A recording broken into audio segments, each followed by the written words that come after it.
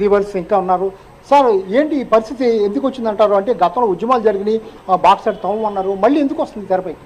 Sir నా పేరు కిల్లో రాజన్ అండి, బీసీవై పార్టీ జిల్లా ఇన్ఛార్జిని. ఇప్పుడు కూటమి ప్రభుత్వం రానే వచ్చింది. ఏ ప్రభుత్వంలో మారినా కూడా ఆదివాసీ గిరిజన హక్కుల కోసం కానీ చట్టాల కోసం కానీ ఆలోచించే పరిస్థితి అయితే లేదు. ఏదైతే గతంలో పవన్ కళ్యాణ్ గారు ఆదివాసుల మీద ప్రేమ మమకారం చూపించి మామిడి పళ్ళు చెప్పులు తెచ్చిచ్చారు, అదే మమకారాన్ని మా చట్టాల మీద చూపించండి.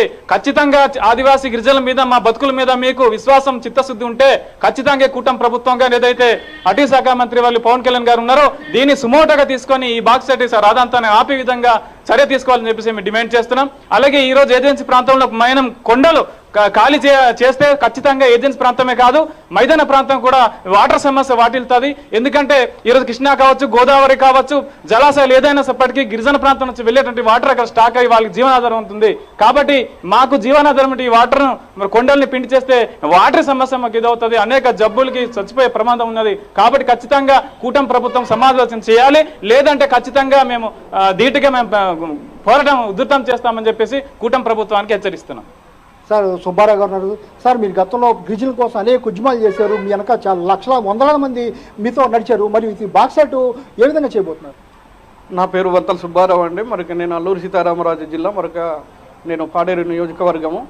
ఈ ఏజెన్సీ ప్రాంతంలో బాక్సైట్ మొదలైనట్లయితే మరి ఇక్కడ తీవ్ర పరిణామాలు మనకు ఎదుర్కోవాల్సి వస్తుందండి. మనకి గిరిజనులందరూ కూడా ఏకతాటిగా మరొక పార్టీలకు మరొక కులాలకు మతాలకు అతీతంగా మరొక పోరాటం చేయడానికి సిద్ధంగా ఉన్నారండి. మరొక ప్రాణాలైనా ఆర్పుతారు కానీ బాక్సైడ్ని మాత్రము మొదలు పెట్టడానికి మరొక లేదు. వాళ్ళు మరి ఎవరి జోలికి వచ్చినా వాళ్ళని తిరుగుబాటు చేయడానికి సిద్ధంగా ఉన్నాము. అనేక ఉద్యమాలు జరుగుతున్నాయి ఇక్కడ. మరొక పార్టీలు కాదు, మరొక అందరూ ఏకతాటిగా మరొక మేము పోరాటం చేయడానికి సమచిత్తంతో పనిచేస్తున్నాము. ఏజెన్సీ ప్రాంతంలో మరొక ఆదివాసీ గిరిజనులపై మరొక పవన్ కళ్యాణ్ గారు చూపిస్తున్నటువంటి ప్రేమ అభిమానంని ఖచ్చితంగా మరొక ఎలాగైతే చూపిస్తున్నారో అదే విధంగా మరొక రేపు ఈ బాక్సైడ్ కొండల మీద కూడా మరొక ఆయన జోలికి రాకుండా మరొక వెనక్కి తీసుకోవాలనేసి నేనైతే డిమాండ్ చేస్తున్నాను. మంచి మనసుతో మరొక కేంద్ర రాష్ట్ర ప్రభుత్వాలు కూడా వెనక్కి తీసుకోవాలి.